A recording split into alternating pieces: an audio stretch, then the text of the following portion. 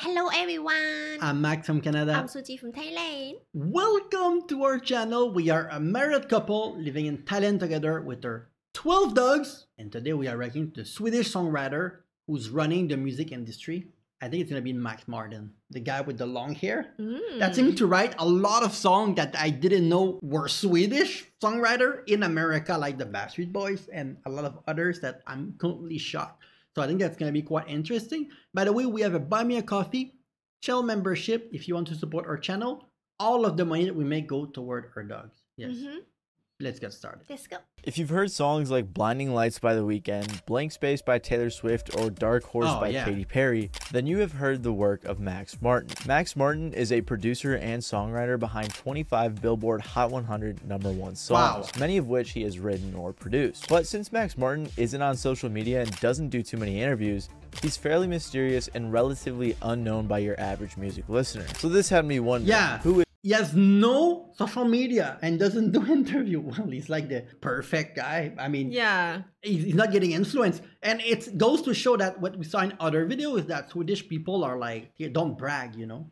It's seen negatively if you brag about yourself in Sweden. He doesn't brag about himself and Swedish people don't brag about him, so he's unknown outside of Sweden. I'm sure even in Sweden, a lot of people probably don't even know him in Sweden, I guess. I don't know. People know the big artist, but the backup singer or the composer, songwriter, people don't always know about them. And what are his secrets to making these hit songs? Well, today we are going to be looking into the mysterious man behind 25 #1 songs. Whoa.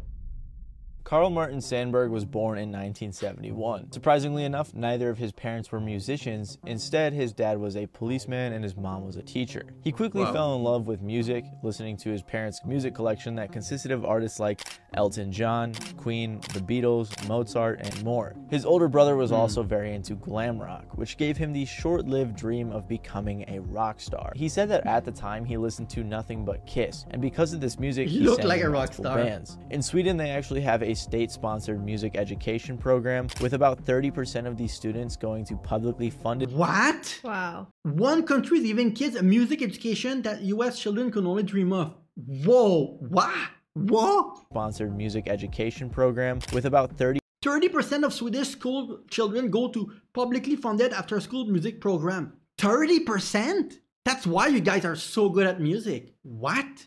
% of these students going to publicly funded music programs, so Max took advantage of this by taking free private French horn lessons. He continued to learn other instruments like the drums, the keyboard, and more. Eventually, he joined a band called It's Alive with the stage name Martin White. But despite his love for metal, he also had a passion for pop music. He even said, "I couldn't admit to my friends that I liked it." Eventually though, after being in his band for a while, he met the DJ Dennis Pop in 1994. Han sa att han behövde någon som kunde spela lite ackord och sådär.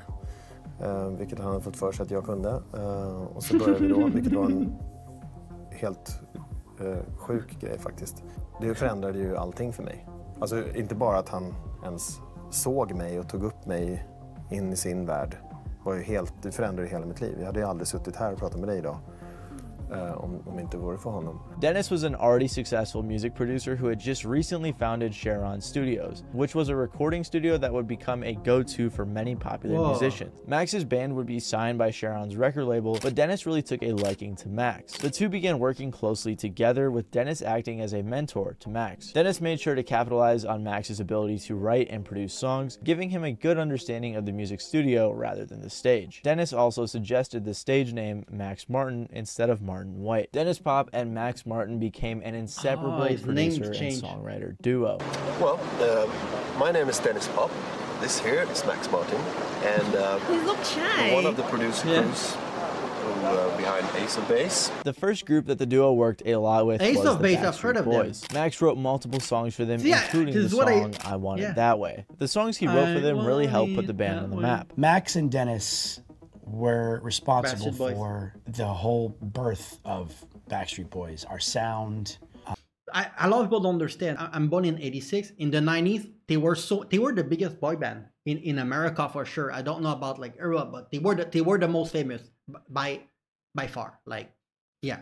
I think even kind of helping us find ourselves within our image, within whatever encompassed the Backstreet Boys. Because boy bands are never been popular in the US. At the time, the Backstreet Boys were signed to that. Jive Records, the same record company that in 1997 had just recently signed a girl named Britney Spears. They were looking for a songwriter to help her out, so they immediately thought to recruit Max Martin. Max had already written a song that he was holding on to. He first tried giving it to TLC and the Backstreet Boys, but after they rejected it, he thought that Britney would be perfect. And that song was Baby One More Time. When the song This is a song that, again, you can feel Britney Spears like melody in my head. It feels like the Backstreet Boys. It's the boy band kind of, but she was not a boy band. She was a single girl, but she had a lot of dancer with her when she were performing. Again, the melody sound again like Max Martin style. Britney Spears again, late 90s.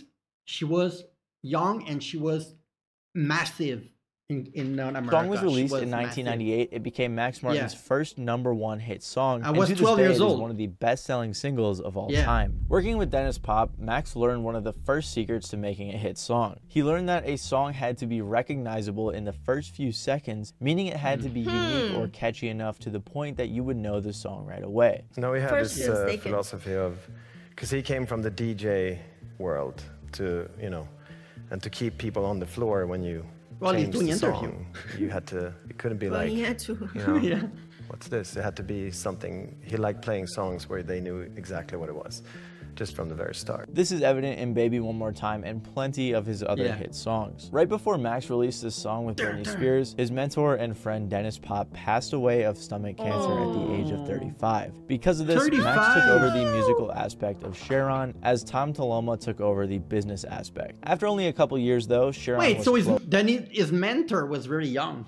I thought he was younger, older, but now because Max wanted to experiment with other types of music without being shackled to the Sharon name. Max continued working with Britney Spears for a while, writing many of the songs on her next 2 albums. In 2000, he landed his second #1 song with NSYNC's song It's Gonna Be Me. During this time, he opened his own production company called Maratone in 2001 with Tom Toloma. Max was in high demand because of his work with Britney Spears, and because of this, he started working with tons of different artists. He was so successful by 2001 that he had people like Simon Cowell saying, if you've got Max Martin as your writer, you have a better chance of having a worldwide hit than with anyone else. In 2004, Max began working with Dr. Luke, likely teaching him a thing or two as they would eventually become frequent collaborators. And they both helped create Kelly Clarkson's album Breakaway. One of the songs they worked on was Since You've Been Gone, which surprisingly didn't go American #1. Idol. It was while working with her that he experimented with more rock sounds within his pop music. He also aided in the creation of some of the songs on Pink's album I'm Not Dead in 2006. Makes but sense. 2008 is when Max Martin would really hit his stride. Max began working with Katy Perry and helped her create the song I Kissed a Girl, which would become his third #1 hit song. This song was also fairly controversial at the time, and it helped kick off his huge streak of success. I was watching the news,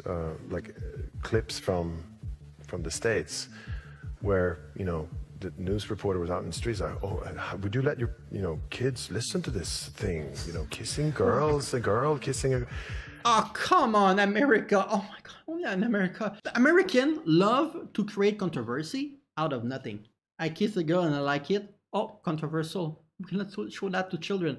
By the way, in America, it's not the majority of people. It's a small minority of people in America that get upset for that, but they are very loud. The people that believe in God are very religious. They are very, very loud about that. It's like that everywhere. Yeah. And I was like, oh my God, this is going to be huge. This is amazing.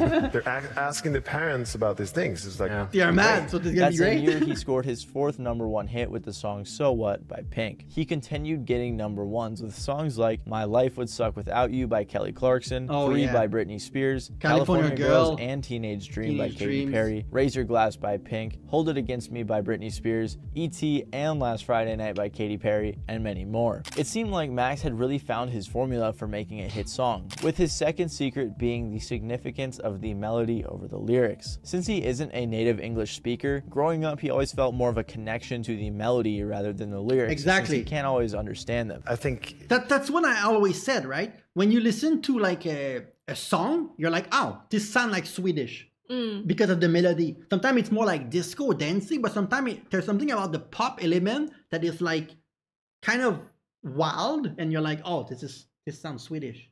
There's something about the melody that sounds like Max Martin. He has his own signature in the song. Not knowing the language, we gravitated towards those things that sounded cool, you know. Yeah. Something to that. The way we listen to a lot of Swedes, I think, or actually outside English-speaking countries, you listen to the sound and you make up what it's about. I believe that the sound of a melody is crucial. I think a great melody can be ruined by a bad sounding lyric. Max and many others attribute this approach to his success, as the melody and the way in which the artist sings it is much more important than the actual lyrical value. For example, with the song I Kissed a Girl, Max said he didn't even understand why the song was so controversial. For me, coming from here, that's like, of course. You know, it doesn't matter, I guess. But it turned into this whole thing in churches, and you know, they went bananas. It was That's what brilliant. I said earlier. Brilliant. That's brilliant. So it seems like Max being from a foreign country and not being a native English speaker has helped him achieve a different perspective on music than many of us may have. And doing so allows him to create some hits. But even after all of the hit songs from 2008 to 2011, Max was not done. He continued putting out #1s consistently with songs like Part of Me by Katy Perry, One More Shake Night It by Off. Maroon 5, We Are Never Ever Getting Back Together by Taylor Swift, Roar and Dark Horse by Katy Perry, Shake It Off, Blank Space, and Bad Blood by Taylor Swift, Can't Feel My Face by The Weeknd, Can't Stop the Feeling by Justin Timberlake, Blinding Lights by The Weeknd, Save Your Tears by The Weeknd, and My Universe by Coldplay. With all of these songs, that makes 25 #1 hits from Max Martin from 1998 to 2021. This ranks Max Martin as the third songwriter with the most #1 singles, right below Paul McCartney and John Lennon. He's also received 11 Songwriter of the Year awards as well. But there's something about all of the songs I just listed that helped them become big hits, and that is Max Martin's third secret to writing a hit, which is simplicity. We'll go and like try and hash out the lyrics, but his melodies are so incredible and so sophisticated but simple. I think that Max's secret is probably something along the lines of the simplest, most effective thing is always the best. I think what he's great at is stop, take a deep breath, simplify. Max Martin often emphasizes how important it is to keep the song simple if you want to have a pop hit. He strives to make a song that everyone can enjoy, and he does just that. I think that's my job, or our job when we work with these people, is to kind of make them believe that that's enough. Don't worry about it. Everyone knows you're amazing. So that's the challenge, to really make them feel secure that it's okay to just sing and concentrate on, you know, hopefully getting great lyrics and don't worry about it. Tell the story. Yeah, but that's an amazing quality to have, because artists are super perfectionists. They want to do everything perfect, right? So him is like, no, we have a hit here. Take a deep breath, trust the process. People must respect him a lot for him to have so much influence over the singer that they trust him like 100%, you know? A YouTube channel called Learn Audio Engineering ran some numbers on Max's hits and discovered that musically speaking, in terms of chords and keys, his songs were all fairly simple. Max Martin's #1 history is impressive, and that's what most people focus on. But honestly, I think his overall chart history is also astounding. I recommend checking out this video, and I'll link this in the description as well, because pretty much every popular song I've ever heard is on this list. I was watching it and I was blown away to see how many songs he had writing credits on. But one thing we have not answered yet is why Max Martin is so mysterious. I managed to hide between 2 speakers in a basement for over 20 years. Oh. And then you did this.